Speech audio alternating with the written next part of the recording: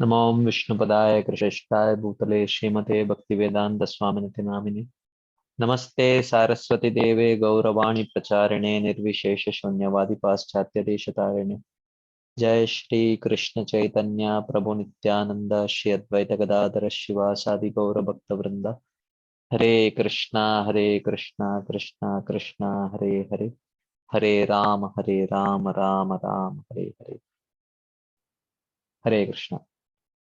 So thank you all very much for joining today's session. So we will be continuing our discussion on the Manah Siksha 7th verse, which is talking about the subtlest of all anarthas, which is the root cause of all the other anarthas also, which is the desire for fame and recognition. So last few weeks we have been discussing this verse. We did discuss the verse along with the Bhajan Darpan commentary of Srila Bhaktivinoda Thakur. Then subsequently, we also discussed the Manah Siksha Bhasha, the poetic commentary also of Bhaktivinoda Thakur. Then we discussed His Holiness Shivaram Swami Maharaj's commentary to this verse. And then we had just started discussing the commentary of Srila Sachinandan Swami Maharaj.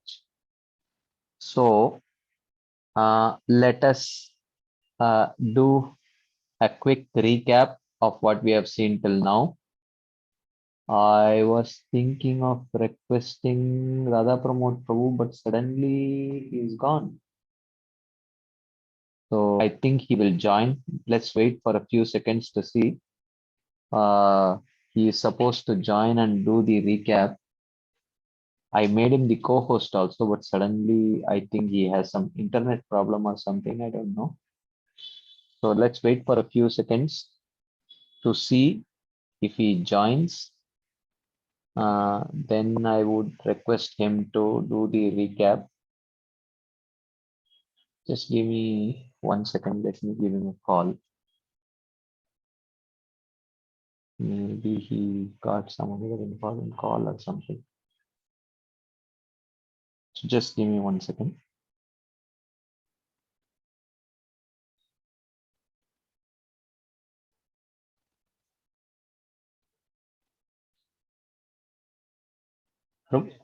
Prabhu, you're joining?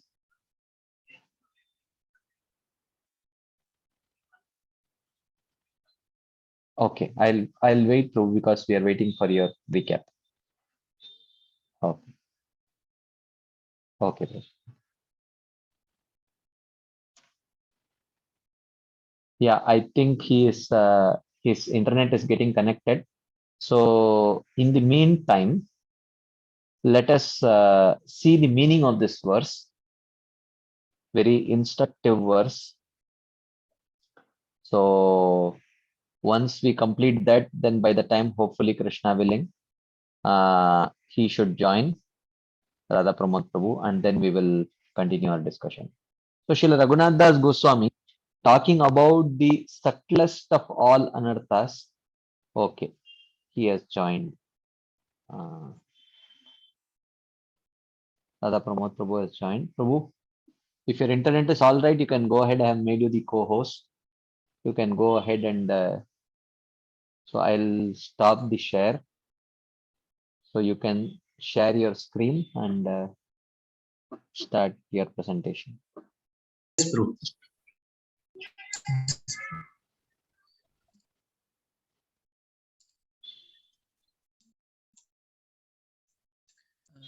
I'm sorry, bro. Actually, we have some internet issues, so it took time for us. Yeah, is it fixed now? Yes, you are able to hear, na, bro? Yeah, very clear, loud and clear. Yes. So I'll just do last week's recap in 2 minutes, and then we will go for last week's and then last week's. So in the Bhajan Darpan commentary, we were hearing from Bhaktivinoda Thakur. So potency of Vaishnava. So then there are few things in it. So I'll directly come Shivaram Maharaj commentary. So he was telling, our desire for fame is like outcast women eating dog's flesh in my heart, and desire for pratishtha, distinction, fame, honor, position, especially in spiritual circles, just hangs there. We cannot just have desire for honor without deceit. So these are two connected with each other. And we don't think it is a problem because we feel we deserve it, because he already performed so much austerities, and he has come out of all this anarthas and conditioning. So he feels that they can respect me now, I'm deserving it. And because it is very tenacious and excruciatingly difficult to give out. And he gives example of Duryodhana, how he was deceitful because he was convinced that he did not do any cheating, anything wrong to Pandavas. And then he gives the example of an emperor without flaws. So he was having all the people who are around him, and he was properly deceiving himself, and everybody is deceiving him. So only means to drive out this problem is to serve the pure devotees of the Lord. The scientific process of how the transcendental Vishuddha Sattva potency in the heart of a pure devotee is able to penetrate the heart. Then he explains that so Patishtha Nari Sada Kuvari. So then he gives the example of Madhavendra Puri, how he was fearful of getting Pratishtha. He was running away from it, and this Pratishtha wanted to, the name and fame is running behind him. So the people who want name and fame, Pratishtha runs away from them, and people who don't want it, and she runs behind her. That's why she always remains Kuwari. And then there is example, he already quotes Krishnadas Kaviraj Goswami says, and lower than Jaga and Madai. So they don't actually want Pratishtha. They genuinely feel that they don't deserve it. So he is having that pure emotion that I am really foreign. But it's a question of giving somebody Pratishtha to me. So when the desire for fame is there, deceit comes because when we don't get it, we try to cheat. So how the deceit and fame is connected? Because if you don't, so we face disgrace which we don't deserve as the devotees also. And Bhaktisiddhanta Thakur says, better that I am in the association of those who are pointing out my faults, because we will be saved from this deceit. So that's what. And then we have to do the right things and give right impressions. So so that happens, we should be with like-minded and affectionate devotees. And so, and we have to see our intentions in doing our service, and it should also enhance our moral and enthusiasm. So, and if we are giving, so especially in this correction, this is actually for correction. So if we are giving any correction to the people, we should see that my correction is helping him to advance or suffer, and we should see our intention, and we should enhance the enthusiasm of others. So we should not give. And then Shivaram Maharaj talks about the same three kinds of, because we fall in one of these categories, three sadhakas. So Swanishta Bhakta is trying to fully surrender. So he is having this very good position and is fully engaged in preaching activities. So he surrendered an activity, but still he yearns for honor, and it manifests the hope for being seen as a great religious leader. So how it manifests is, I want to be seen as a great religious leader and very generous personality and sinless. So this is what he gets certainly in his thoughts. And for Parinishthita, so nicely follows rules of bhakti, and he worships the deity at home and working in whatever particular way, he is doing it everything pakka. Then what certainly comes, want to become recognized also a great devotee and be seen very detached and very knowledgeable. So this is how it comes for him. And for Nirapeksha, everyone should recognize that they have become pure devotees, being completely detached because they are Nirapeksha anyway, and understand they should be recognized as who understand all the purpose of Shastras and being the masters and all the aspects of bhakti. So this is what they want. Now the relation between honor and deceit is, honor is one of the elements of deceit. That's what Mara is saying.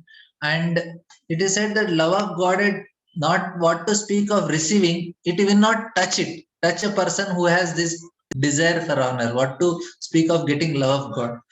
And to the degree one is free from honor, to that degree deceit will leave the heart. So he gives example of a cup which is filled with ink. Then if you want to remove it, you continuously go on pouring, and slowly all the ink will come out, and it will be filled with that milk. And that milk is the devotional service with humility. So that is that pure milk. So when we do it, so then he gives these solutions, 3 solutions he gives. Solution for his first is devotional service rendered with humility. That's like pouring the milk in that cup. And second, he says serve the devotees. And how we should serve? Serve in the with a mood of humility. So this service mode is an antithesis for pride. And then he says then they will quickly kick out all the impurities and establish prema. So 2 things happens when we serve devotees. When all the impurities are going, and it happens very quickly, Maharaj says, and establishment of prema also. Why it happens? Because they are saturated with Ladini Shakti, and they become very compassionate. When they become compassionate, then they will help, they will give us. And how we do it? By we serve their dust of their lotus feet, take their remedies and follow their instructions. And because they are very compassionate and they are saturated Vladini Shakti, they give that love. So Krishna can also give, but that is rare. Mostly we get from the devotees. And another thing is we read and study the pastime. The another solution concerning the particular pastime, especially Bhakasur for deceit. And then there are other problems like speculation, fault finding, and argumentation, which are subtle anarthas. So which are represented by Trinavatta, Agasura, and Trinavatta. So these are the pastimes which are representing. So by reading these pastimes, we will be able to free from this deceit. And also last point Shivram Maharaj says is all the different aspects of devotional service to the Supreme Lord which have been discussed in Bhaktarasam Sindhu are relevant to serving the Vaishnavas. First is to Krishna, and even for the Vaishnavas also. There he quotes 2-3 shloka, last shloka from he quotes from Bhaktivinoda Thakur also is quoting the same shloka. By seeing the ecstasy of the devotees, I develop the love for the Lord. So this is the commentary by Shivram Maharaj. And then we have commentary by Sachinandan Maharaj.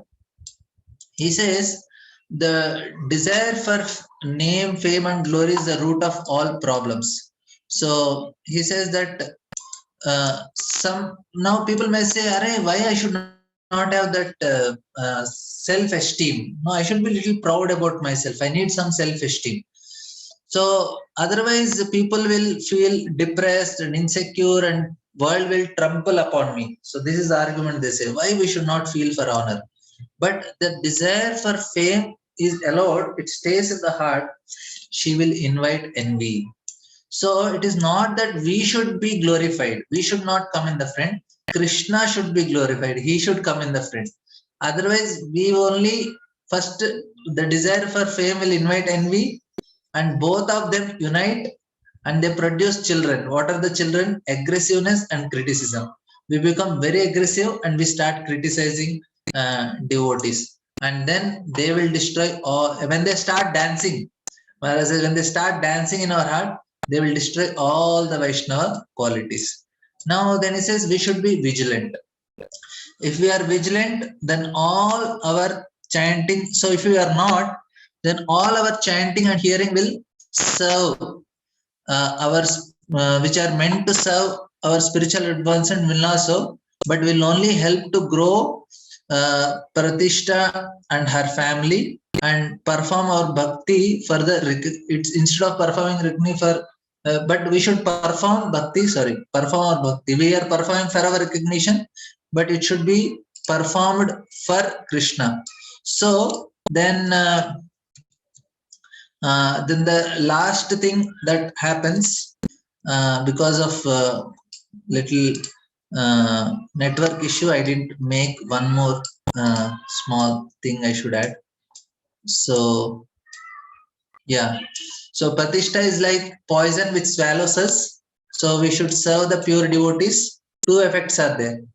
Love will come in our heart and material attachment, fear of material existence and other obstacles are destroyed. So serve a pure devotee, giving your best and forgetting your own concern. Then we will feel I am so difficult, different, enlivened. So just I will add this point. Sorry. So same thing. I'll just put it here.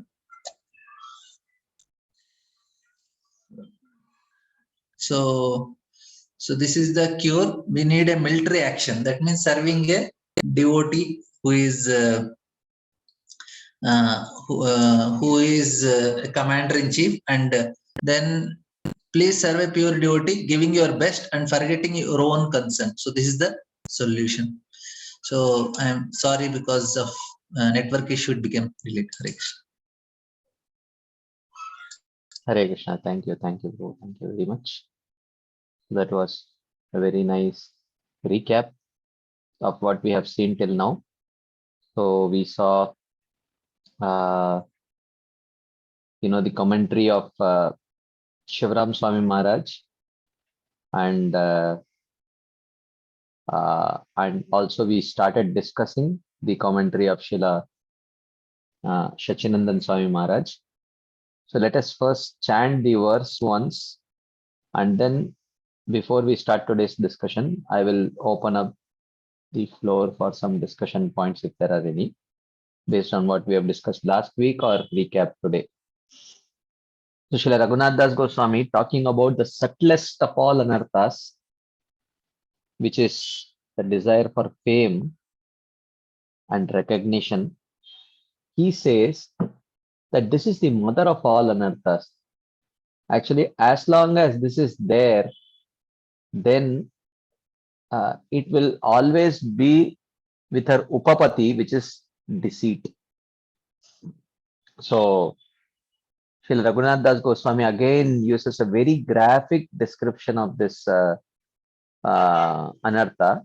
He says, प्रतिष्ठाशा दृष्टा स्वपचरमणि मे हृदि नटे कथं साधु प्रेमा स्पृशति शुचिरेतन्ननु मना सदा त्वं सेवस्व प्रबुदयित सामन्तमतुलम् यथा तां निहास्य त्वरितमिह तं वेशयति सः. So he says that as long as this drishta, very unchaste Shwapacharamani, dog-eating woman of Pratishta Asha, of the desire for prestige, May Hridinatet is dancing in my heart. Katam Shuchi Sadhu Prema Sprishati Etad.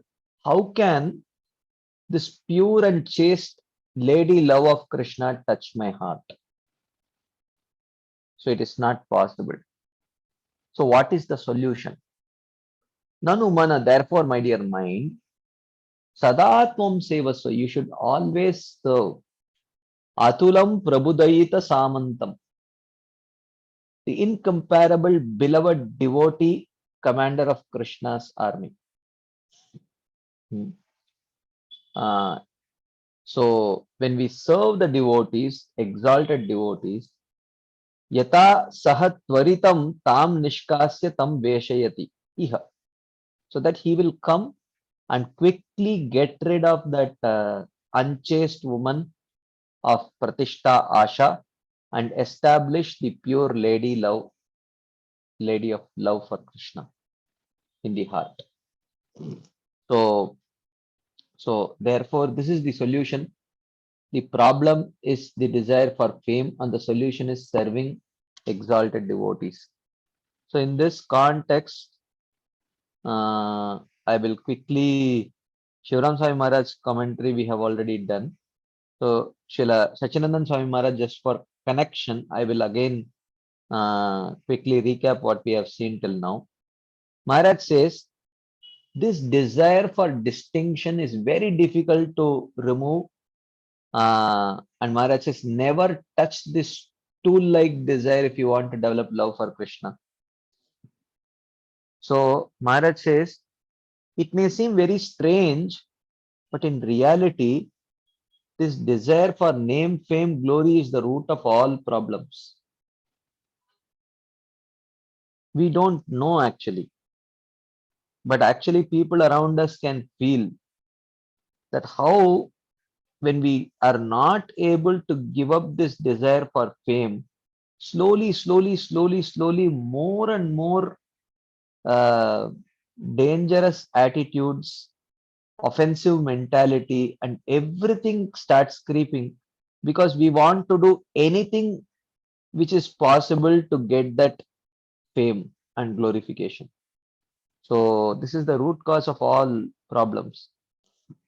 But someone may say that, oh, if you say that I should not desire for name, fame, glory, then where will I have my self-esteem and people will trample upon us? I will feel depressed, I will feel insecure. Um, but Maharaj says no, but this self-centered desire is a big problem. So the problem is instead of thinking that Krishna should be glorified, I always keep thinking I should be glorified, and from this comes envy, aggressive mentality, an inclination to criticize others. uh, so so then we become then when we don't want to surrender to Krishna, then we want everything our way and we become envious of others, we'll become violent to others, we'll become very aggressive and we will start criticizing them. And from this, so many anarthas will develop. And we don't even realize what it's doing to others actually. Because we are so self-centered, we are so self-absorbed that we don't even realize the kind of violence that we may be committing, causing to others actually. So this desire for being at the center, I want to be at the center of everything, I want to be recognized, this causes such havoc in others' life, and eventually it causes such havoc in our own lives because it will be very, uh, you know, we'll be losing our devotional potency. It will get drained away, you know, very soon because with this kind of a mentality, we will continue to commit offenses and violence towards other devotees. That very quickly our devotional credits will drain away, and we will face serious issues in our spiritual life actually. So therefore, Raghunath Das Goswami calls this Pratishta Asha as a untouchable, outcast, dog-eating woman. Hmm? And she is shamelessly dancing in our hearts. And this desire for fame is worse than all the other fames, all the other desires put together. Hmm? So Maharaj says that people can be manipulated even out of their money if you flatter them for fame. If you glorify them, they will give money also. Hmm? So if this desire for fame enters into our heart, she will not enter alone. She will invite envy. Hmm? Um, so and they will unite together and they will give birth to aggressiveness and criticism. And when they dance in our hearts, they will start a dance of destruction, aggressiveness, and criticism. Why? It all started with desire for fame. I want to be the center. Hmm? Uh, Desire for fame, desire for distinction. I want to be the only person. Uh, and this will create envy, seeing others superseding us or getting something. And this, when envy and desire for fame join together, this leads to aggression and criticism. And when aggression and criticism and this desire for fame and envy, the parents and children, when they start to dance in our hearts, it will be a dance of destruction. It will destroy all our Vaishnava qualities. Huh? And people can see it becomes, uh, but a person who is self-absorbed, he cannot see. It becomes very difficult. Huh? Just like we see the example of the mm, naked king. He is walking naked.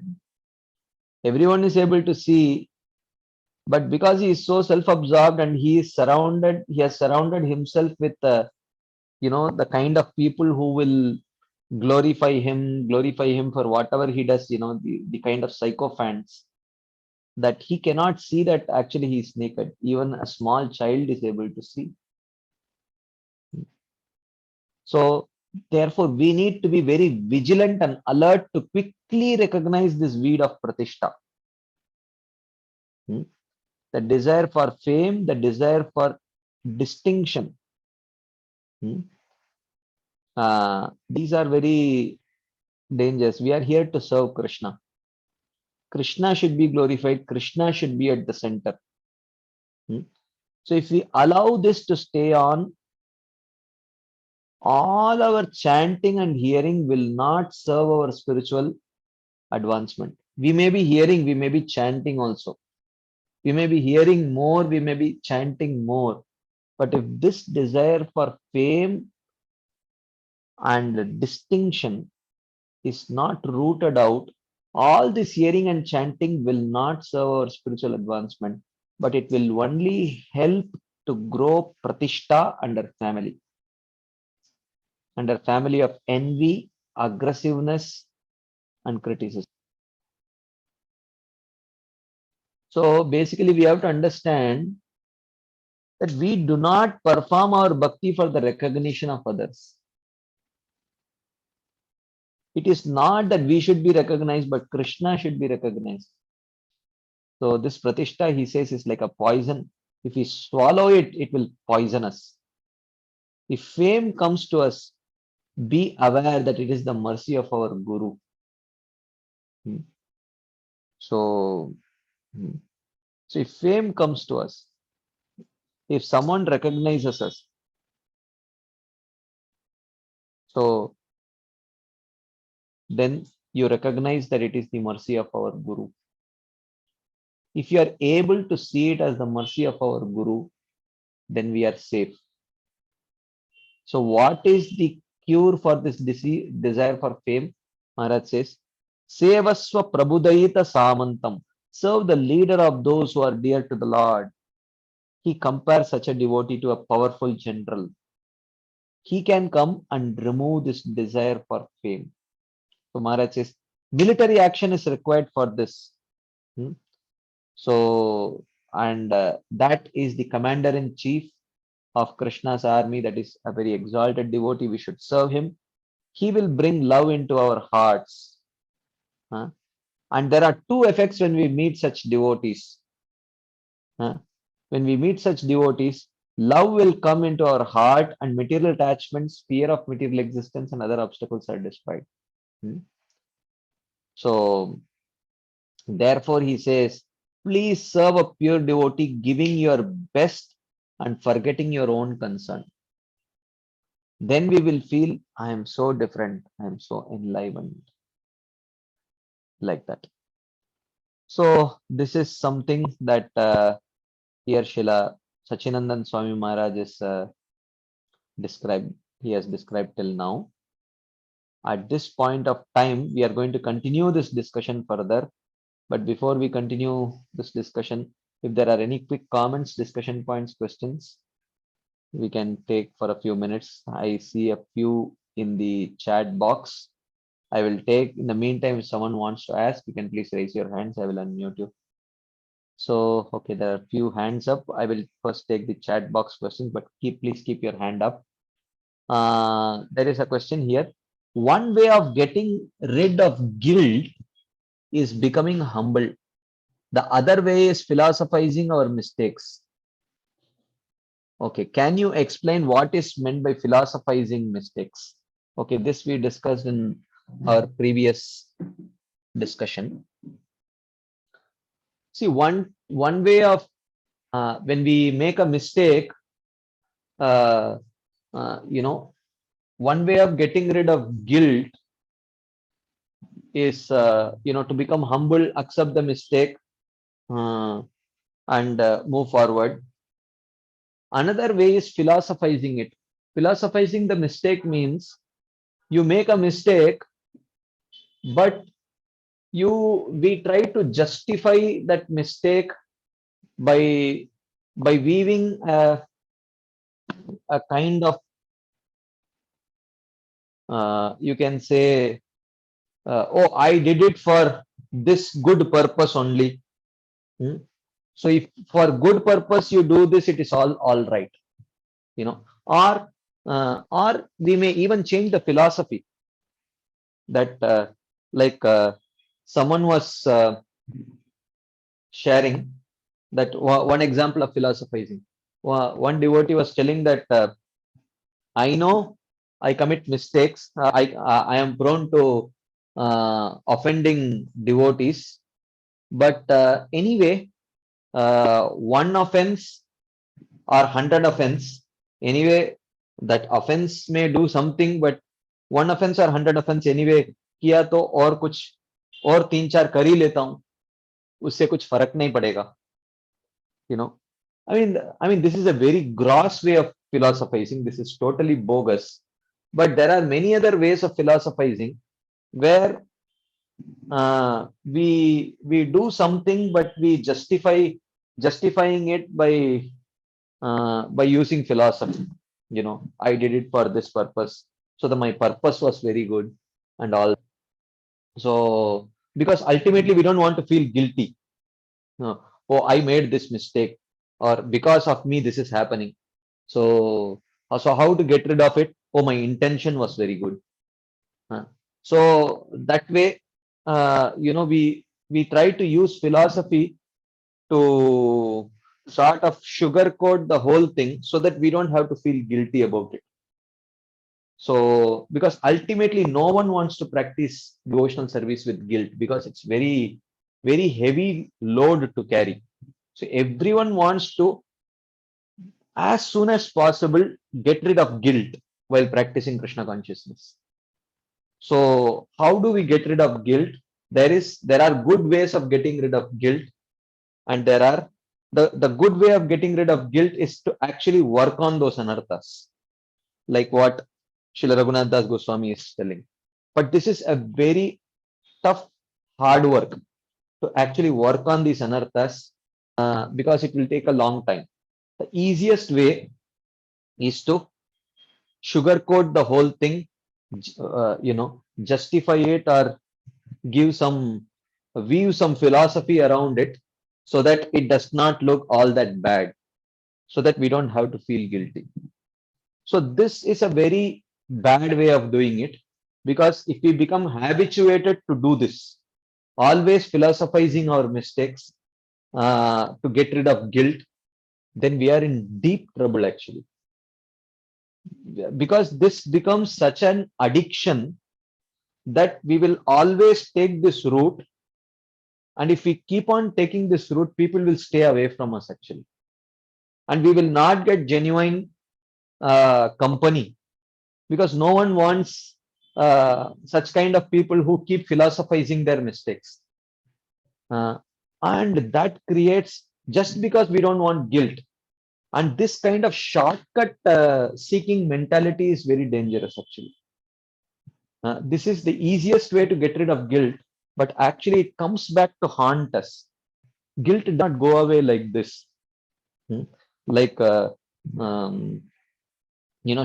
Maharaj, only in one of, was it Sachinandan Maharaj? No, it was Bhakti Vigyan Maharaj. I think in one of the earlier commentaries he says that if we don't, in devotional service, if we don't work on any one of our lacuna, any one of our shortcomings, if we just brush it under the carpet and not work on it, he says that will remain a hole in our spiritual life.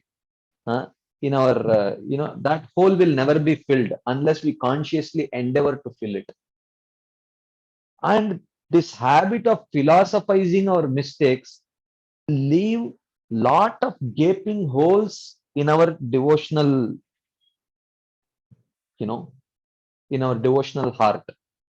It will leave many holes because we don't want to work hard to fill those holes. We just want to philosophize it and get rid of our guilt. But guilt will not go away like that. It will come back to haunt us again and again. So therefore, we have to take earnest effort. It may be painful, it may take time, but we want to sincerely get rid of these anarthas rather than just philosophizing about it. So this is a very actually dangerous trait, very dangerous habit, and this is a much more deeper problem actually. If we get into this habit, it becomes very, very dangerous actually. So another question, I'm thinking I'm struggling with lust, anger, greed, etc. So right now, what we are discussing is not even visible to me. When it becomes visible, at that time, I will take care of that. Is this the right attitude, or what should be the right attitude? Well, it may not be visible to us with our gross eyes. That is why the acharyas are lending their eyes to see. So at that time, we should not be adamant to not borrow their eyes to see what are the uh, layers of dust which are there in the substratum of what is immediately visible to our gross eyes. So, and generally, whatever is there in the substratum is actually what is causing the grosser effects. So, yes, it may not be visible to my gross eyes, but when the acharyas are, mercifully sharing their eyes, we should be willing to borrow their eyes and see, what is at the bottom, which is causing more and more grosser anarthas. So uh, this is not the attitude of a sincere devotee. So one may be a struggling devotee. To be a struggling devotee, to be a severely conditioned devotee is perfectly fine. But to be insincere is actually very detrimental. It is much more detrimental than actually to be conditioned. Conditioning can be overcome, but insincerity uh, is very difficult to overcome actually, unless we are convinced and we become sincere, we get Krishna's empowerment, because sincerity is what attracts Krishna's empowerment. But if we are insincere, then however we may have very little of conditioning, but that little conditioning will also not go away if there is no sincerity actually. So yeah, this is not a very, very good attitude.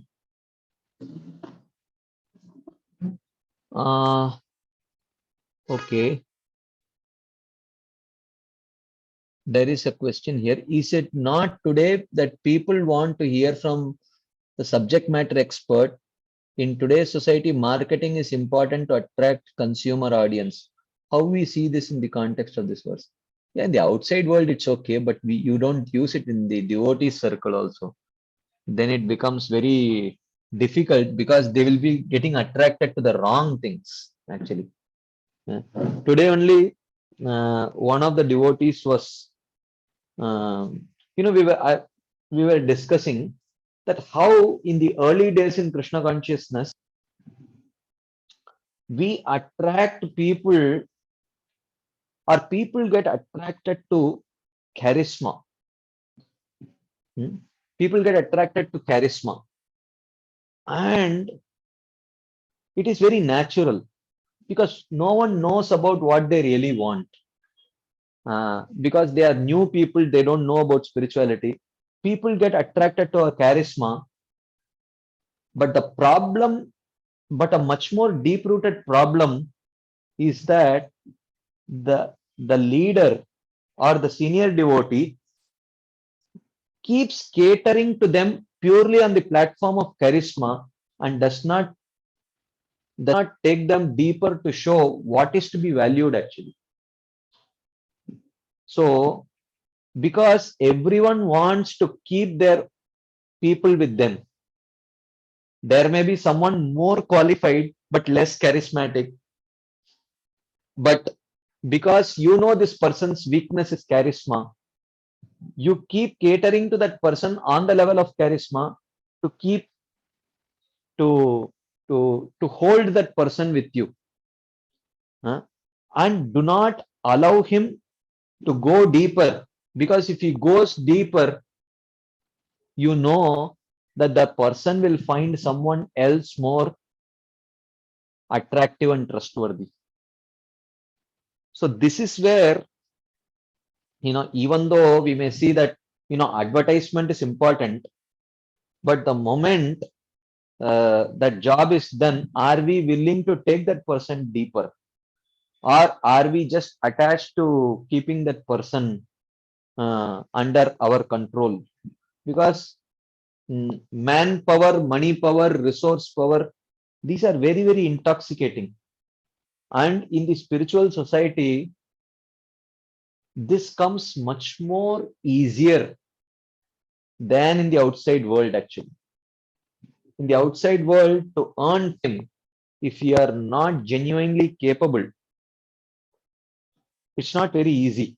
Of course, in today's media, social media, it is fairly easy, but in an organization, actually, if you don't work, if you don't show results, you cannot climb up the ladder. It's not that easy. But in the spiritual society, it's not like that, because we are always short of manpower. So therefore, whoever is there, they may get to very quickly climb the ladder, and the attachment uh, to these positions, and the kind of manpower that you get to control, the kind of money power that we get to control, it can be quite intoxicating, and we don't want to give it up. So what happens? We don't grow, and we don't allow people under us also to grow, and it is very, very sad actually. This is then the result is that we end up having uh, uh, a community of Kanishtadikaris who keep fighting and committing offenses to each other, and slowly, one by one, everyone starts leaving actually. So therefore, we have to see, yes, in the outside world, this marketing and to attract the advertising industry, to attract the audience, and all that is there. But once you attract, are you taking them deeper, or are you just keeping them on the platform of charisma and not allowing them to go deep? Then that's a very dangerous thing for us and for them. We remain Kanishtas, and we keep the people under us also as Kanishtas. Then it becomes very unfortunate actually.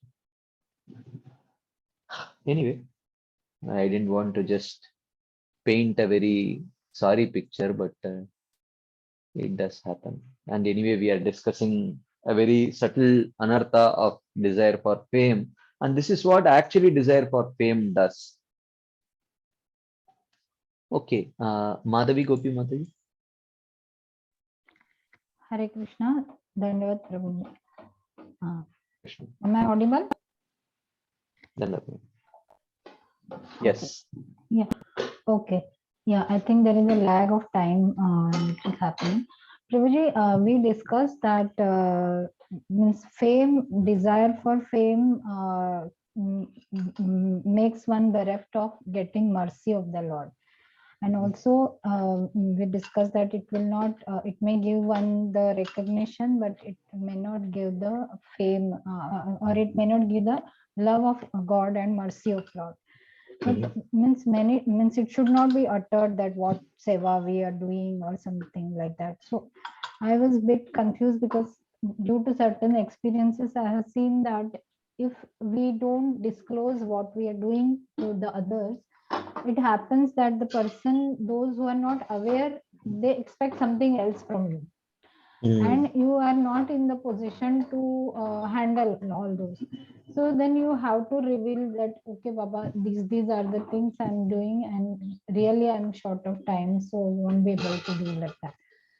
So is that the No, that we have to do.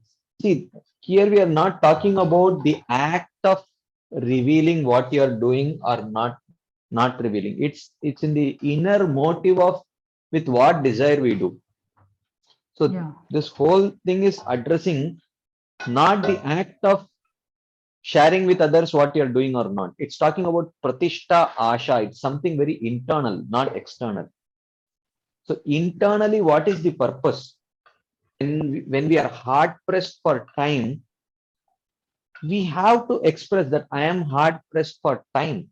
Otherwise, people will have multiple expectations from us. And and we will not be able to fulfill their expectations at all. So, uh, therefore, we have to tell. So, the problem that is being made here is actually an internal desire for fame, hankering for fame, and that can sometimes come in the form of expressing to others or not expressing to others, whatever it may be. But the problem is internal. It's not in externally what we do. okay, yeah. Thank you, Prabhuji. And Prabhuji, there was one more thing. Like we also discussed that in spiritual life, there should not be any, hankering for justice. In material life, it's okay. So means I just had one experience where maybe some senior devotees, in spite of doing a lot of services for over years, one fine day I realized that they are of the opinion that you have not done anything. Means all these years, suppose you are not expected any fame or any recognition also of whatever sevas you do, but one fine day somebody tells you that you have not done anything. So in that case, is it right that you just mention that, okay, you feel like that, but these are the things I have done. Now you may accept it or you don't accept it, it's okay. Well, it all depends on what is at stake, Mataji. If that person continues to have that opinion, if it's going to seriously affect your future services, your spiritual life, then just to bring to the devotee's attention, you can always tell, you know, uh, what you have done. But if it's not, if nothing much is at stake, if it is just pure opinion that is at stake, that person is going to think that you have not done anything. But it's if that's all, if that's not no, if it's not going to affect your spiritual life much, and if it's not going to affect your future services much, then it's okay. Let them have that opinion. Why do we have to, tell everyone, uh, you know, what you have done? It's not needed actually. So we have to see what is really at stake there. Okay. So your future is not going to get affected by that, then just leave it there. Yeah. Okay. Yeah. Thank you, Prabhu. Hare Krishna. Srinivas Prasad too. Hare Krishna, Pranam. Thank you so much. Prabhuji, my question is like during the course of discussion, you said that the Srila Siddhanta Maharaj that So your even internet connection is poor. Okay. Your voice is breaking. Your voice is breaking. Is it okay? It's still breaking, Prabhu. Am I audible?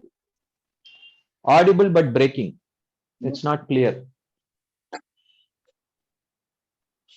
Now, Prabhuji, is it okay? Yeah, better. Prabhuji, my question is like you said that even devotees can give money for this pratishtha. Mhm. So are those devotees at a neophyte stage, madhyam stage, or anybody can do that act? Well, I mean, they will be Kanishta only.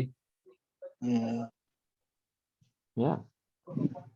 So, I mean, to the extent, so he is telling us, to what extent can Pratishtha control people? In order to make that point, he is telling that people might be willing to even give money if you flatter them. So he's telling to what extent this Pratishtha can control a person, that he is willing to give out freely his very hard-earned money. He has really done tangible work to earn that money, but you can pull that money out of his pocket by doing nothing, just by flattering him. You don't even mean it, but you flatter him, you can pull out that money. So just Maharaj is giving this example to explain to to what extent a person can go to gain this pratishtha, how much it can control a person. In order to establish that point, he is giving this example. It's not that every devotee will give out money for receiving glorification. It's not Yes, like that, but that's what I also was thinking, that I could not accept it. My mind was not accepting that even devotees can do such kind of act also. That's why that question came up. no, I mean it's telling in general in this world, people can even go to the extent of giving out their hard-earned money to actually gain pratishtha. That's a generic statement rather than indicating that devotees do like this. Yes, perfect. And Prabhuji, in one of your answers, you just said that this struggling devotee is okay as long as he is sincere, rather than being insincere, which Krishna does not like. So if somebody is like struggling and struggling and is not able to do his sadhana, sometimes due to some pressure, and then for some days also it goes like that. So that if he's guilty about that.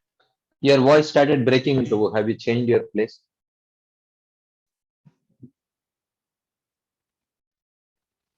We are not Is it able okay? to. Yeah, now it's better. Okay. So if a devotee is struggling and then so he feels guilty that he's not able to do sadhana. So how can we differentiate that if he's thinking that he's not able to make it, and then the can you just understand that how is insincerity, like difference between sincerity and sincerity, because he's struggling and there's a guilt that he's not becoming sincere. So how do we differentiate that? I mean, one can tell for oneself only, Prabhu. So if you have earned the right to access his heart by serving him selflessly, then he will reveal it to you. Only then you can know. Okay. Otherwise, we can talk about ourselves only. We cannot talk about others. Correct. Thank you so much, Coach. Correct. Okay. So if there are no further discussion points or questions, I think we will go ahead to continue our discussion. So Maharaj has been discussing about the effect of meeting Prabhudayita Samanta Matulam, the incomparable commander-in-chief of Krishna, that kind of devotees. What happens? Love will come into our heart and our material attachments, fear of material existence and other obstacles are destroyed. So therefore he says, please serve a pure devotee, giving your best and forgetting your own concern. then we will feel I'm so different and I'm so enlivened. So he says that by this contact with a pure devotee, something wonderful happens. Find such a devotee, then associate and serve such a person. I'm sorry. Dullness, fearfulness, and ignorance will be destroyed. Dullness, fearfulness, and ignorance will be destroyed if we are in touch with such devotees. The fire of devotees dispel darkness in your heart. Great devotees are like a sacrificial fire. Darkness will go and Krishna will appear. So this is the effect of associating with very exalted devotees. But as long as the desire for pratishtha is preeminent in the heart, cheating of others and ourselves will not be driven away. Then we cheat.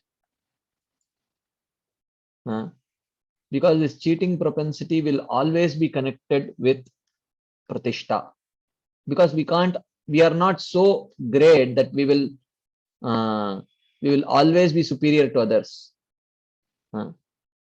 But when we see someone else who is superior to others, but because this desire for pratishtha is there, then we will speak in such a way. We have to essentially cheat or lie to actually show that we are great. So therefore he says, we need a transfusion of the Lord's potency, which will come through the pure devotee and empower us. Therefore, the association of the pure devotee. We need, when we have that association of service, of serving the devotee in a way that pleases the devotee, then the true transfusion of the Lord's potency takes place actually. So selfless service, when there is selfless service, then there is true transfusion of the Lord's potency from the devotee's heart to our heart. So therefore Maharaj says that forgetting our own concern, we have to give our best forgetting our own concern, then it is possible actually. So we may say, Maharaj says, we may say we have heard all about this before, but such exalted association is very rarely attained. Someone may say, oh, kidhar hai?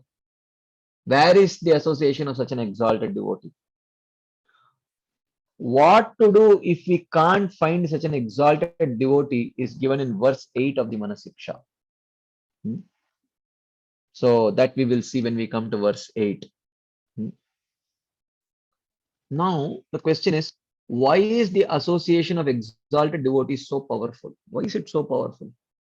The Lord is finding rest only in the hearts of his devotees, where he can repose and rest in peace. Sadavo hridayam mahyam sadunam hridayam taham madanyat tena jananti naham tebyo managapi.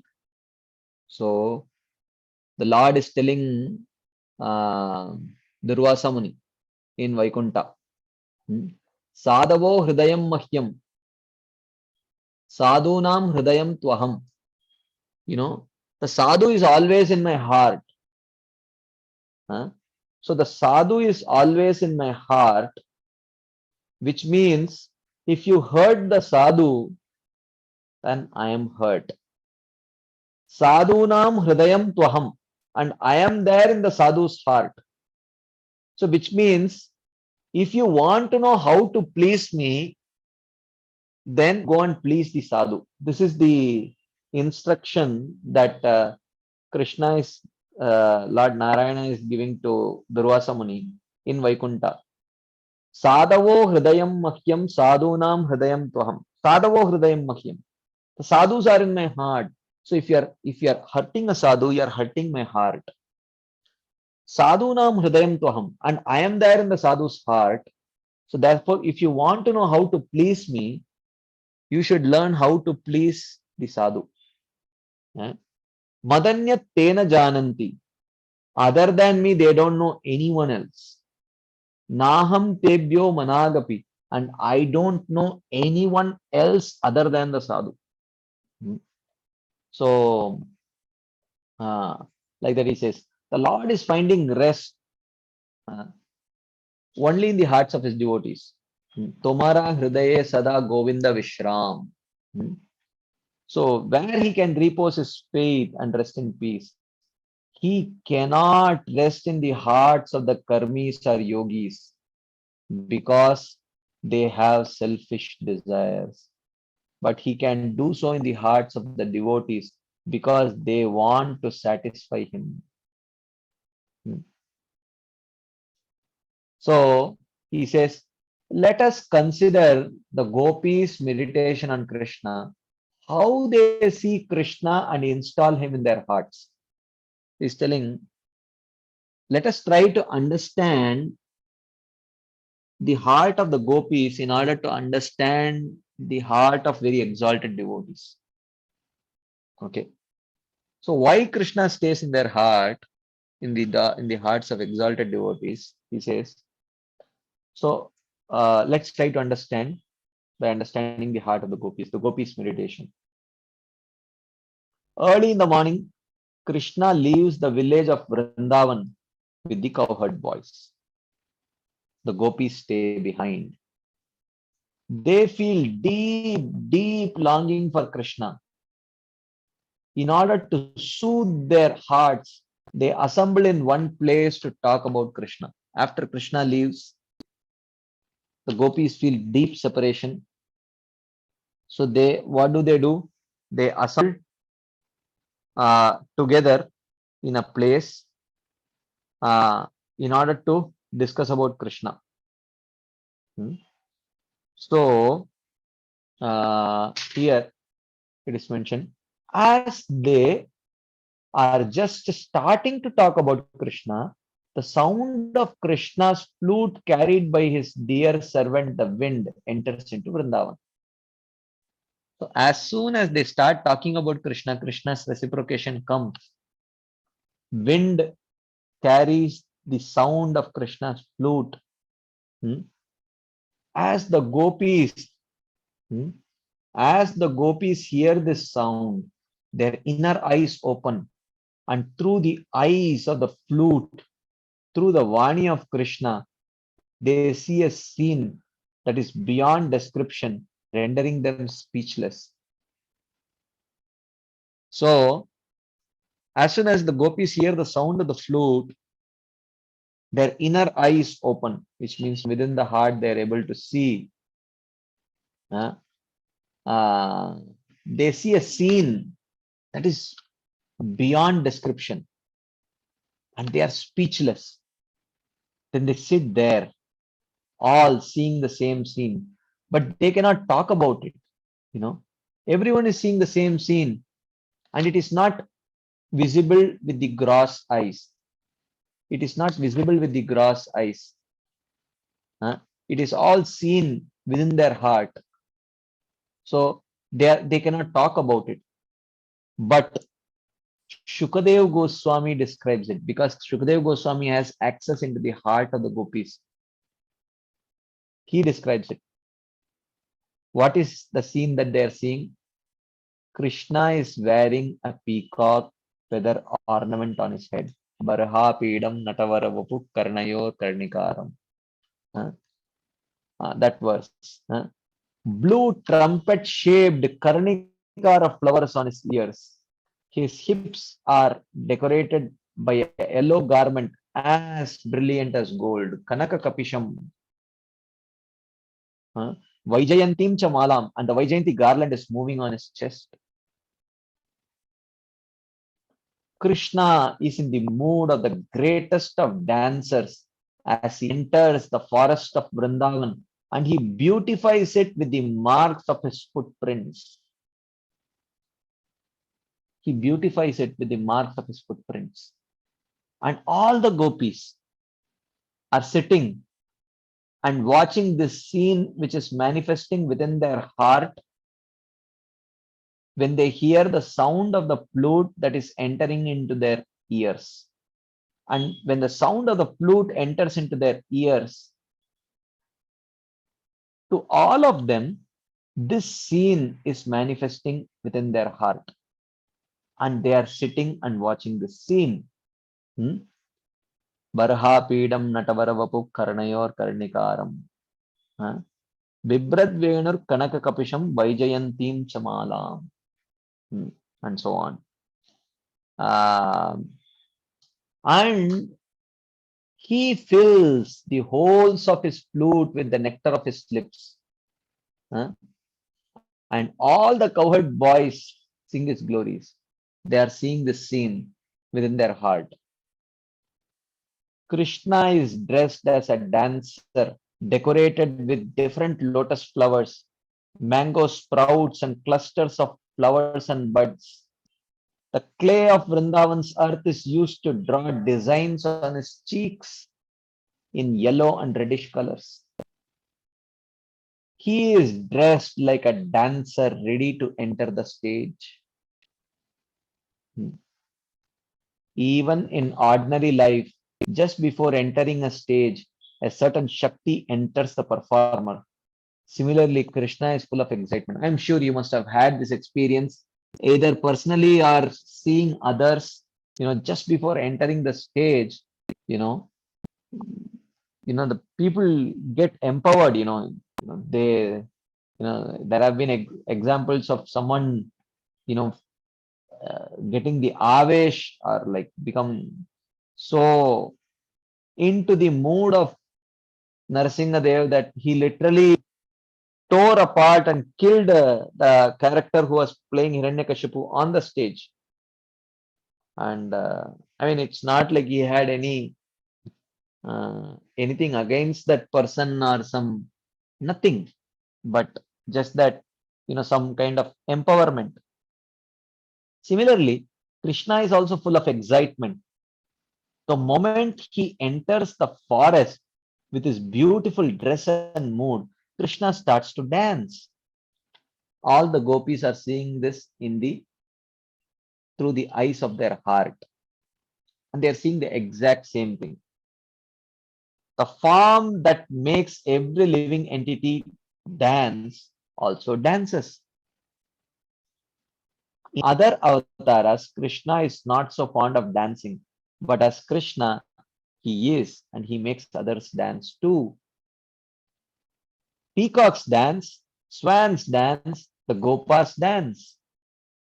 Even when he kills a demon at the height of the fight, Krishna dances. On Kalia, he danced. Even when he does something as serious as lifting Govardhan Hill, he starts to dance because he is the Lord of Rasa. He is Rasaraj.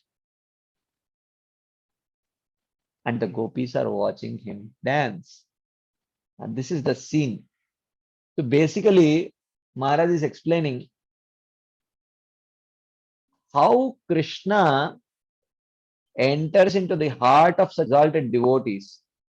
He is explaining it, and how when we come and serve such devotees, there is infusion of that Krishna Shakti into our heart also. In order to establish this point, Maharaj is describing what happened, as seen right from the pages of Srimad Bhagavatam, where Krishna is going to herd the cows and he will not be back till evening. And the gopis are feeling this intense separation from him. So what do? They come together to discuss about Krishna. And right when they start to discuss about Krishna, they hear Krishna reciprocates by playing his flute, the sound of which is carried by the wind and it enters into their ears and their heart. And suddenly everyone starts seeing the scene manifest, unfold in their heart, and they just sit and keep watching. So Krishna has entered into their hearts. Now, Ishvara sadyo hridya varudyatetra kritibit shushrushubit tachana. So this is the effect of discussing Krishna Katha from an exalted literature like Srimad Bhagavatam. Not like Srimad Bhagavatam, but Srimad Bhagavatam, because there is nothing like Srimad Bhagavatam. Ishvara sadyo hridya varudyate. The Lord immediately enters their heart. What did they do? They just decided to discuss about Krishna. When exalted devotees even desire to discuss about Krishna, Krishna enters into their heart. So like he has done now. So,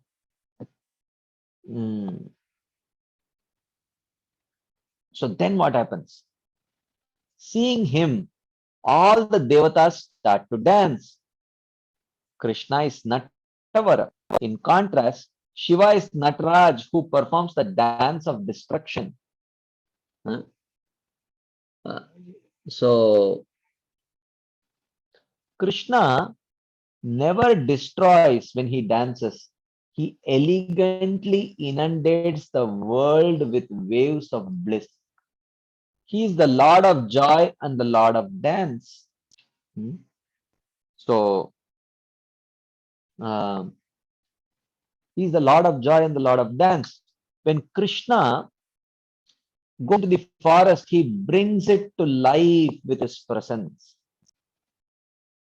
Once he has entered the forest, the Vrajvasis, with the exception of the cowherd boys and the cows, turn back to go to the village. So they all come. Whenever Krishna goes to graze, they all enter. But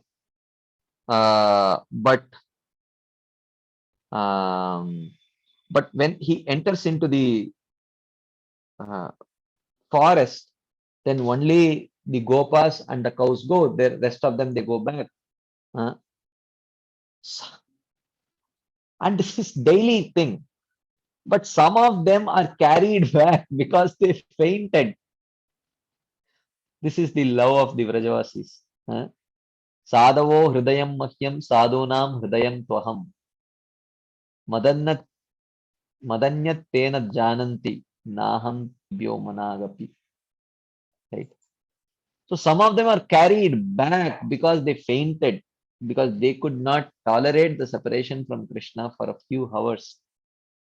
The moment Krishna is just with the boys, his feet start to dance in such a way that the art of dancing becomes ashamed. Then his ankle bells start to sound. Krishna wants to really move when he dances, so he takes his chadar and ties it around his waist. Then the garland dances, and Krishna's eye is more beautiful than a baby deer's also dance. His eyebrows dance, his makara shaped earrings dance, everything dances. Even the peacock feather begins to dance. And the gopis are sitting there and they are watching this manifest within their heart. Right? There is not a single part of Krishna's body that is not dancing. In such a way, he makes the whole world dance. Krishna's Makara earrings are expert in teaching his eyes how to dance. He pleases all directions with the luster of his golden cloth that sways in the gentle breeze. His luster is emanating in bluish waves. So basically, by this description, if I am sure at least most of you are seeing it in the mirror of your heart, are visualizing it. So he's telling this is how it spontaneously manifests in the hearts of such exalted devotees. So if we serve them, if we serve them, then we also become eligible. There is a transfusion of this Krishna Shakti into our heart. So this is what he is telling, that Sadatvam sevasva prabudayita samanta matulam yata tam nishkasya tvaritam tam veshayati saha. So that's what he is telling here, that Sadatvam sevasva, therefore you should serve prabudayita samanta matulam. When you serve the very exalted devotees of Krishna, then tam veshayati, yata tam nishkasya, then that devotee removes this desire for pratishtha and manifests this love for Krishna within the heart. And how that happens, what exactly is there within the heart of the devotee which is capable of transforming our hearts? That's what he is describing here. So by what is happening in the hearts of the gopis as soon as Krishna leaves into the forest, what is happening there? So there is a description of this dance. His dance is multi-dimensional, covering the whole forest of Vrindavan. The luster of his dhoti is like the light-colored Ganga, and the luster of his body is like the dark Yamuna. So the luster of his dhoti is the color of Ganga, and the luster of his body is like dark Yamuna. Together it appears as if there is a confluence between Ganga and the Yamuna. When Radharani hears about Krishna's dancing from Kundalata, she drinks the information as if her ears are cups. So Kundalata is narrating this and Radharani is hearing, and her ears become like cups. She closes her eyes and internally sees Krishna dancing with the Gopas. She faints from the effect of two kinds of nectar, Katha and internal meditation. So, there is two nectars. One is flowing into the ears, another is her internal meditation of that form. She's not able to handle this ecstasy, two ecstasies. As Radha falls down, Krishna knows that she has fainted and he tells the wind to awaken her. So basically what Maharaj is trying to do here is he's telling that there is so much worthy subject matter to meditate upon when we become qualified, if only we can give up this desire for pratishtha. Otherwise, we will always be thinking, will he glorify me more? How can I get praise from this person? How can I impress this person? It is such a pathetic thought. But he's telling, how is this narration? How did you feel? How are you feeling what are you feeling about this narration? Isn't it worthy to, but if you want to become qualified to meditate on this kind of worthy subject matter, then we have to be willing to give up this desire for fame. And if we and in order to successfully give up this desire for fame, we should actually learn to serve. We should actually learn to serve the devotees. Sadatvam sevaswa prabudayita samanta matulam. That's what he's telling. And what happens in a devotee's heart, he is describing here. So he says, as Radha falls down, Krishna knows that she has fainted, and he tells the wind to awaken her. The wind then carries his fragrance to wake Radharani. So when the wind carries the fragrance to Vikradharani. In summary, in verse 7, we have heard about the main obstacle from which the other obstacles grow. It's the desire for fame. In Buddhism, it is called self-indulgence. Always thinking about oneself. We are then not absorbed in Krishna, but in our own glories. And we thus try to control our environment to get our glorification. So it's very subtle and sometimes difficult to recognize. So therefore, we need the association of a pure devotee. We will hear in text 8 how to find such a devotee. We have discussed the greatest devotees, the gopis, and their vision of Krishna, and we have tried to see through their eyes. Right? That's what we were discussing in the beginning also, that, you know, the acharyas are willing to lend their eyes. But many times we are very much attached to our own speculative eyes. We just want to speculate. So he says, hopefully, at least for a fraction of a second while reading the description, we could contact Krishna's beautiful form, his qualities, and his playfulness. We can do this when we read the Shastras, see through the eyes of these great devotees. After some time, we will not be interested anymore in the desires of an unfulfilled heart. There is so much worthy material. There is so much worthy insights. There is so much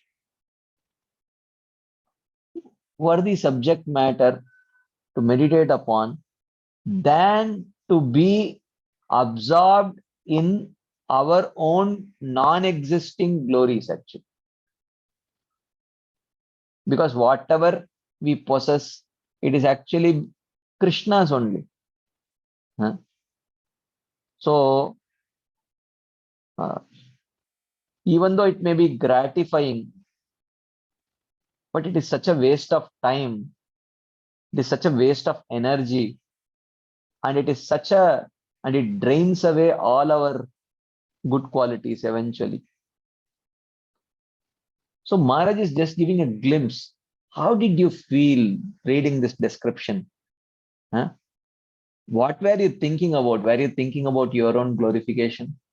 How was this description? And how did you feel at the end? It was so enchanting to hear about Krishna. Well, just then get together with devotees and discuss Krishna. We may not have very association of very exalted devotees. That's okay. We can get in the association of sincere equal devotees. That is also okay. But how do you interact? Bhagavatam says, Parasparanukathanam pavanam bhagavadyashah mitoratir mitastushtir nivrittir mita atmanah. So Bhagavatam says, Parasparanukathanam. Even if very exalted devotees are not there, but if sincere equal devotees are there, if we come together in their association and do Paraspara Anukathanam, just like the gopis were doing.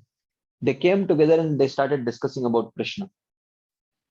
So when we come together in the association of equals, even if very exalted devotees are not there to serve, then we come together with equals and Parasparanukathanam. We come together to discuss Pavanam Bhagavadyashah, the most purification, the most purifying glories of Krishna. When we do that, what happens? Mitorati. Mitorati. one develops mutual affection for each other. Otherwise, it leads to mutual competition.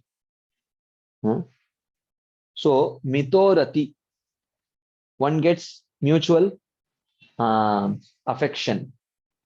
When affection starts filling our heart, then the desire for fame vanishes. So, in the association of our parents or someone whom you really love, your parents don't glorify you. You don't need fame. You don't need fame to feel gratified, because there is so much affection without much glorification. You feel so satisfied without much glorification when you are in the association of someone who really loves you, genuine love. I mean, even if it may be material, of course, there is no materially genuine love, but still, something that comes closest to it, maybe a mother's love for the child may come quite close. But even from a material standpoint, if you see, when you experience the genuine affection, there is no need for fame. You don't need to feel that you are a great person to actually feel very gratified.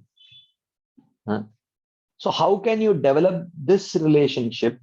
So sadatvam sevasva prabudayita samanta matulam. So if you have a very exalted devotees by serving him, but if you may not have very exalted devotees, but equals, but in their association, parasparanu katanam pavanam bhagavadyashah. Come together and learn to discuss Krishna Katha, learn to discuss the glories of Krishna. Then it leads to mitorati, a mutual affection. Mitastushti, you become very satisfied. You become very satisfied in the association of that person. It is so satisfying that you don't need to constantly keep checking your social media to see how many people have liked, or how many people have become my followers and things like that. It's such an illusory thing, and such an addictive um, it's an addictive thing, but it never gratifies. It leaves us high and dry. It never gives rise to any satisfaction. But in the association of this kind of if in this kind of association, mitoratir mitastushtihi, you become very satisfied and you're eagerly looking forward to that association, and you don't want anything else to be satisfied. Just the opportunity to come together to discuss Krishna Katha. Nivrittir mita atmanah. And the third thing that it does is that it creates a tremendous confidence to overcome anarthas. This is the third thing that he says. Nivrittir mita atmana. Because in the association of such devotees, you see, because peers have seen each other's struggles with various kinds of anarthas. So you see that the other friend has overcome his anartha, but you are struggling with it. You say, Prabhu, I saw that actually, I am struggling with this anartha. Few years before, I saw you were also struggling, but I don't see you struggling anymore. What did you do? And then the person says, Prabhu, this is what I tried, and it really helped me, and I have overcome it. Oh, then you feel, oh, good. If you tried it, it worked for you, then I will also try, it will work for me also. So that kind of a positive inspiration and confidence one gets. Mitoratir, mitastushtir, nivrittir, mita atmanah. And all this is not in the association of prabudayita samanta matulam. This is in the association of equals only. I am not minimizing the need to associate with exalted devotees, but many times, searching for an exalted devotee, we lose valuable opportunity to properly associate with our equal and get benefited actually. So it's not that associating with equals uh, is not capable of benefiting us. It can benefit us in very wonderful ways, but uh, we should know how to do it. But many times we say, oh, this says Prabhudaita Samanta Matulam, the commander in chief devotee only. I mean, these people are not commander in chief, but there is much potency there also, if only we knew how to access it. So in the association of sincere equals, if we learn to come together to chant and hear and discuss Krishna Katha, then this kind of beautiful transformation happens. So this verse comes in the 11th canto, 3rd chapter, 11:3:29 or 30. I think 11:3:30. That is this verse. So in that, the Nava Yogendras are describing to Nimi Maharaj, when a devotee surrenders to a guru, when a devotee surrenders to a guru, 11:3:30. When a devotee surrenders to a guru, what does the guru do? Very interesting. It is mentioned that the first thing that the guru does is put him in association with his equal devotees. This is what he does. This is the first role of a guru. This is mentioned in Srimad Bhagavatam. Why? Because if one always gets the association of one's very exalted Guru Maharaj, then there is a chance that he may think, oh, my Guru Maharaj is able to do it, I am not able to do it. Yeah, he is a very exalted devotee, he can do, but I am a fallen soul, I cannot do. The Guru can do, the disciple cannot do. One may, one may get that kind of a feeling. But that's why one of the Guru's duty, it is mentioned there. The duty of a guru is to put that disciple in the association of other disciples with whom, and in the association of other God brothers and God sisters. What is that devotee expected to do? Parasparanu katanam pavanam bhagavadyashah mitoratir tushtit nivrittir mitahatmanah. While they all together, they serve the Guru also, who is Prabhudaita Samanta Matulam. But in the association of each other, in the association of equals, when one learns this art of associating, coming together and to hear and chant together and glorify Krishna, then we don't have to lament, oh, there is no Prabhudaita Samanta Matulam. While that association is there, we serve. While it is not there, we learn how to interact with equals and act in a very beneficial way, in a very mutually beneficial way. So what he's that's what is described here, right? So hopefully, at least for a fraction of a second while reading the description, we could contact Krishna's beautiful form, his qualities and his playfulness. We can do this when we read the Shastras, see through the eyes of these great devotees. After some time, we will not be interested anymore in the desires of an unfulfilled heart. This is the beautiful commentary of Srila Satchidanand Maharaj, who literally transported us to Vrindavan and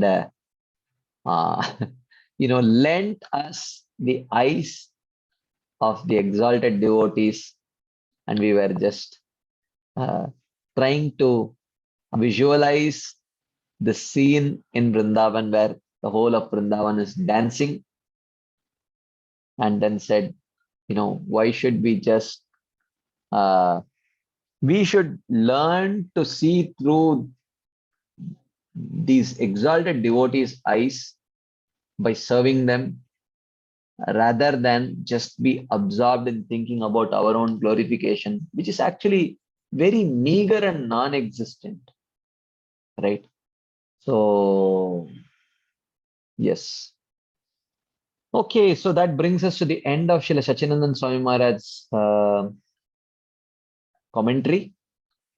Before we move on to Srila Bhakti Vigyan Goswami Maharaj's commentary, if there are any quick discussion points, comments, questions, maybe we can take for a few minutes. Anything anyone would like to share, add?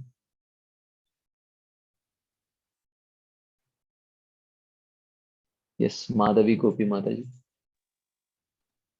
Hare Krishna Prabhu, I just want to, deeply express my gratitude for sharing this commentary, because I felt it's such a gracious, gentle, and beautiful way of explaining that how the self praise can cause problem, and how there are different, means generally ये होता है कि एक line है तो उसको नीचा दिखाने के लिए if we draw bigger line, फिर वो ऑटोमेटिकली ये हो जाती है. It was something that kind of a thing, कि there is so much to know about Krishna, and once you know that, this will automatically get minimized and get distinguished.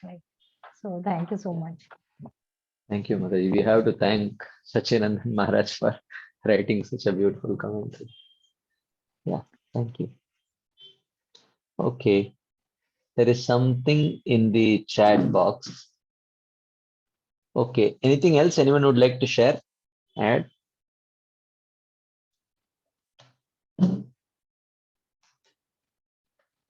Okay, so if there is no further discussion points or questions, then let's move on to Srila Bhakti Vigyan Goswami Maharaj's commentary to this verse. We have another 22 minutes left, so I think we can cover at least one topic, hopefully. Let's see. So Maharaj starts this discussion by the first topic that he discusses is instructions for love of God. So Maharaj says, Raghunath Das Goswami is the Prayojanacharya, the teacher of the ultimate goal of our Sampradaya. He teaches the highest goal of all our endeavors and aspirations. Bhakti Vinod Thakur in his Jaiva Dharma describes how Raghunath Das Goswami's various works explain what is going on in the spiritual world. In Jaiva Dharma, Bhakti Vinod Thakur says that these Raghunath Das Goswami, he has written many very esoteric books also. He says what's happening in the spiritual world. It is very difficult to understand such explanations because we have the tendency of projecting our understanding of the material world onto the spiritual world. Therefore, actually, in the 5th canto of Srimad Bhagavatam, in the penultimate verse, of the whole canto, fifth canto, there is this verse which describes that in the 2nd canto and in 3rd canto, there have been discussion about sarga, primary creation, universal form, and in the 4th canto, 3rd canto and 4th canto, there has been discussion about visarga, secondary creation and all that. And in the 5th canto, there is a description of the universal cosmology, right? So almost it's like a description of the creation is all Purushavatar Leela. The Leela of Karanodakasai Vishnu, Garbhodakasai Vishnu, Shirodakasai Vishnu, a description of the universal form, the description of the universe, creation, maintenance, destruction, and all that. So it is basically Purushavat Leela. So very interesting verse that he says at the end of the 5th canto, Shukadeva Goswami is summarizing. And he says, my dear Parikshit Maharaj, till now I have described to you, the process of liberation in the 2nd canto and all that. And also I have described to you the description of this universe and how the universe is created and all these subject matters, the description of the Purushavatar Leela, the universal form and all those things. He says, if one hears this description with faith, if one narrates this description to others with faith, if one tries to assimilate this description with faith, he says, one develops Shraddha, Bhaktir, Vishuddha Buddhi. He says that when one hears these subject matters with Shraddha, Bhakti, Vishuddha Buddhi, when one hears this subject matter with attention, then one develops Shraddha, Bhaktir, Vishuddha Buddhi. Shraddha is faith, Bhakti is devotion, the kind of devotion that is needed, and Vishuddha Buddhi, and purified intelligence that is needed to understand the higher subject matters, which means the pastimes of the Leelavataras, like Matsya, Kurma, Varaha, Narasimha, Vamana, especially Krishna's, he says that which, like Upanishads, are very difficult to understand. He says that this Purushavatar Katha, description of the Purushavataras is easy to understand, he says, because it is very straightforward. But description of the Leelavataras, like Upanishad, is very difficult to understand, he says. Srishti Katha is easy to understand, but the other Katha is very difficult to understand. But the biggest deception is you think you are understanding. Everyone feels I understand Krishna's pastimes. That is the biggest illusion, actually. Because for understanding these pastimes, one has to understand the language of rasa. In Purushavatar Katha, there is no rasa involved. It's purely on the platform of Siddhanta.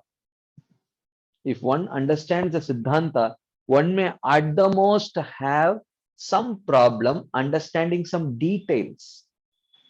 That's all. So one may find it difficult to visualize what Tattva looks like or Pradhan looks like and things like that. That is fine. That is not a major problem. But to understand Krishna's pastimes, one needs to understand the language of rasa, which requires actually a significant level of devotional maturity. So, but to understand Purushavatar Katha, that level of spiritual maturity is not a prerequisite. It is not a prerequisite. So, therefore, the biggest problem in understanding Krishna's pastimes is that we project our material experiences and material emotions to Krishna's pastimes. It's very easily projectable, at least, but it can be very drastically different. Our understanding might be totally different. And there is lot of things that is communicated, And many times words do not communicate, especially in the conversation between the Krishna and the gopis. A lot is communicated beyond the words. And in many cases, words are totally misleading. So unless you understand the language of rasa, we cannot understand actually. This is some subject matter we are currently discussing in our afternoon Brihad Bhagavatamrita discussion. It is so um, misleading actually. On one side you see Krishna, Balramji is criticizing Krishna of being a cheat, right? So now on the other side, Rohini is criticizing Krishna for being a cheat. And there are so many words spoken, but you can't take the words literally. It's not that, we are not that we are trying to understand it in a, in Gauna Lakshana, in the, we are not trying to interpret the words. But we need to understand the emotions behind those words, because these are spoken in language of emotions, rasa. And to understand rasa needs some level of spiritual maturity. So otherwise we will not be able to understand what is communicated beyond the words. So therefore, otherwise, Krishna's pastimes very easy to project our understanding of the material world onto the spiritual world. That is why he says, look, this Purushavatar Katana, this Shrishti Katha is very easy to understand, straightforward, because what is mentioned is what is there. There is nothing beyond the words. There is no need to understand the language of rasa. But in the Katha of the Leelavataras, especially, Krishna's pastimes, Lord Ram's pastimes, there is lot of,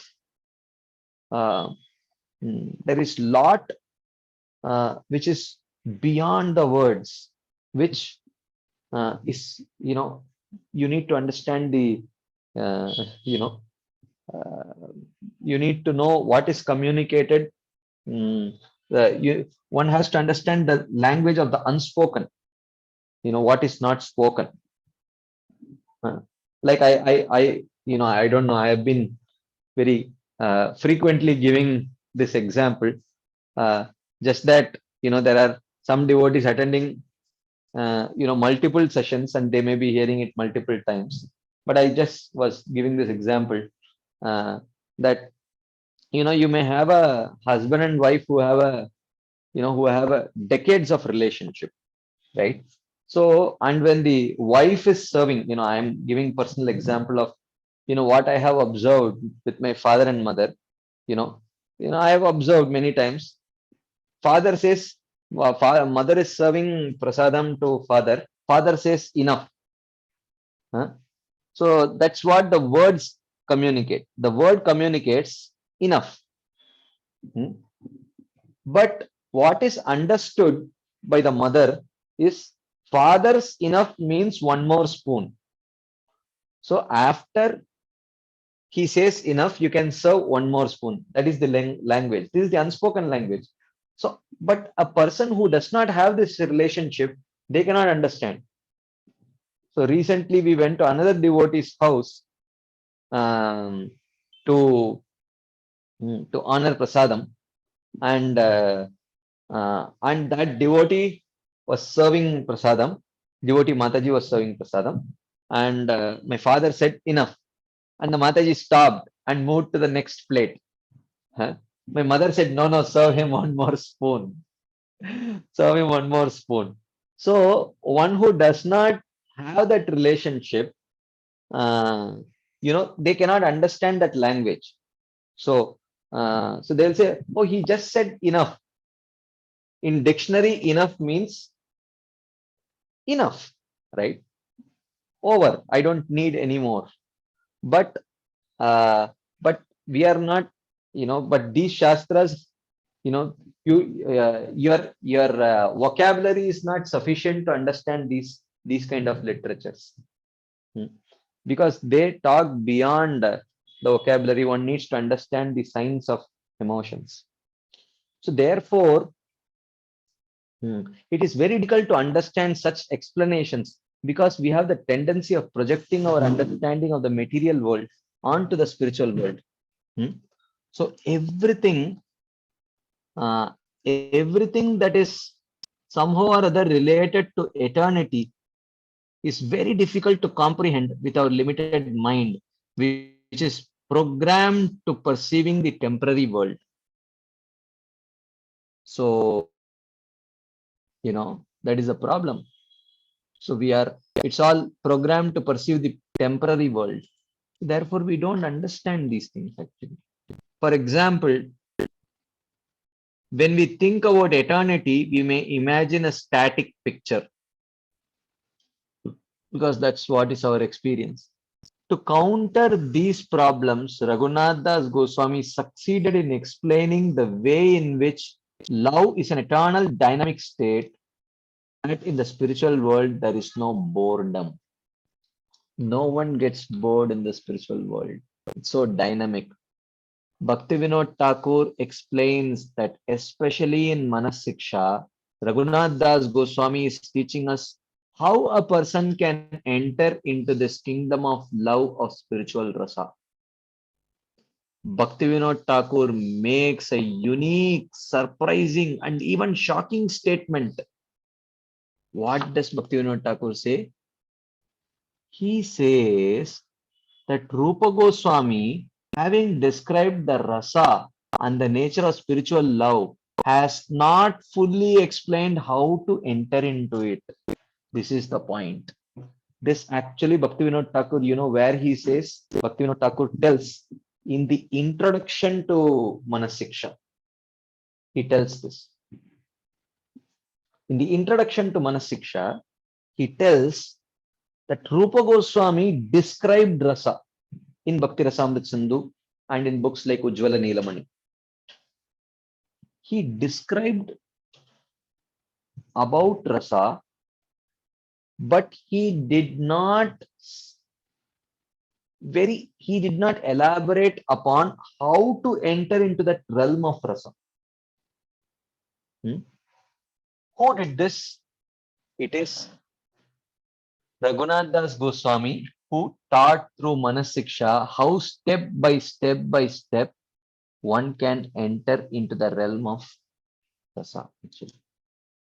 So it is a very strange statement because first of all, Rupa Goswami is our Abhideya Acharya, the teacher of the way or the method. Secondly, if we study his Bhaktirasamrit Sindhu and even Ujjvala Neelamani, we will see that there he explains in great detail the practice of sadhana, the 64 limbs, everything is mentioned. But the process of anartha nivritti is not elaborated in Bhaktirasamrit Sindhu actually. Nevertheless, Bhaktivinoda Thakur makes this statement that Rupa Goswami has not explained how to enter rasa, whereas Raghunath Das Goswami has done so in his Manasiksha. In my opinion, Maharaj says, the reason for this statement is that in these sutras, Raghunath Das Goswami has explained in a succinct and encrypted form the main obstacles that await us on this path. There is not much description of any of these anarthas in Bhakti Rasamrit Sindhu. It's not there. So there is a very generic, the word anartha nivritti comes in only one verse. That is the only time in at least the first 19 chapters I can tell. I have not studied the rest in detail. But in the first 19 chapters, the word anartha nivritti comes only once. That's all. There is nothing further that is described in detail about anartha nivritti, how it happens. So he explains the realm of spiritual affection or love and what is internally preventing us from developing this affection. This description is not there in Bhakti Rasamrita Sindhu. All those in Krishna consciousness want to experience spiritual love.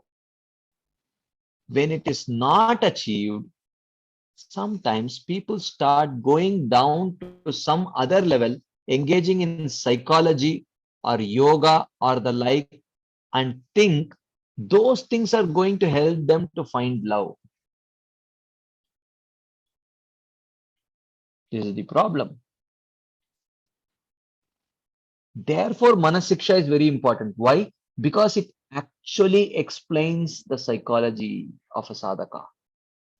So people who think that I need to figure out why I am not satisfied despite practicing spiritual practices, because I will try to understand it psychologically. I will understand psychology. But such people, when they read Manasiksha, they feel satisfied because Manasiksha describes the psychology of a sadhaka, the obstacles that he faces, and how one can overcome those obstacles. This detailed description is there in Manasiksha, but it is not there in Bhakti Rasamrita Sindhu.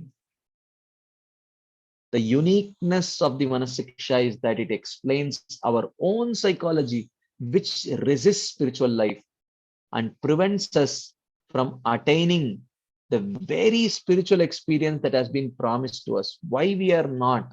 Why the process is not working? Why am I not progressing towards what is promised? So what is my deviant psychology that is stopping me from reaching that state? That actually Manasiksha describes. So this is instructions for love of God that we have been discussing from this section of this is the first section that Srila Bhakti Vigyan Goswami Maharaj describes.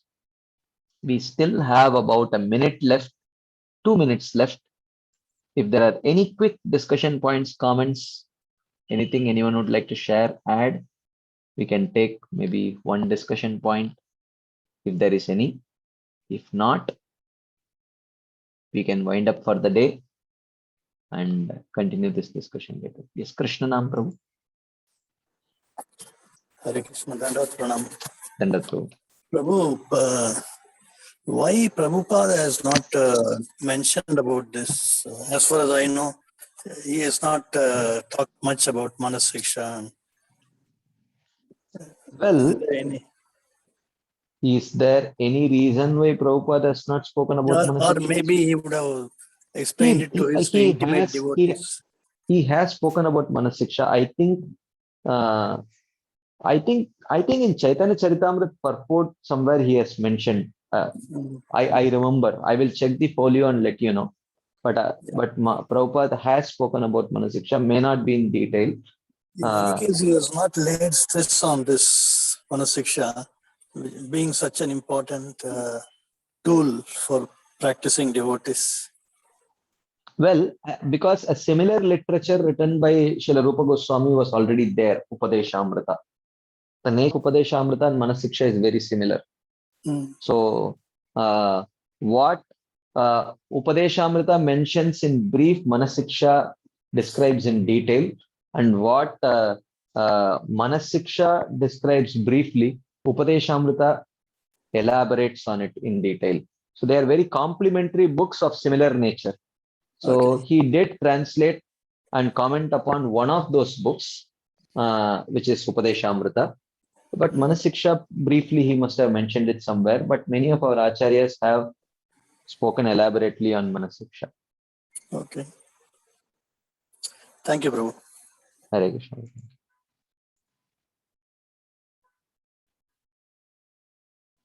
Okay. So there is a question here in the chat box. Can you bring about the link between Upadeshamrita and Manasiksha in a forthcoming class? Yes, why not? We did discuss it in the very beginning of our Manasiksha, but it has been such a long time ago where it looks like in a different yuga we discussed it. But definitely, yeah, maybe next session, if someone can remind me, we can definitely discuss the link between Upadeshamrita and Manasiksha, because there are many similarities. It's a very similar kind of rendition actually. We will definitely do it next session. Someone can remind it. Yeah. I remember Shamkund Prabhu joined a little late, but definitely we will do it too. Thank you very much. So thank you all very much for your patient listening and your enthusiastic participation. So hoping to have your association next week also. So till then, have a wonderful week ahead and the weekend after that. Thank you very much. Srila Prabhupada ki jai. Srila Raghunath Das Goswami Pad ki jai. Srila Bhaktivinoda Thakur ki jai. Shri Manah Siksha ki jai. Hare Krishna. Thank you very much.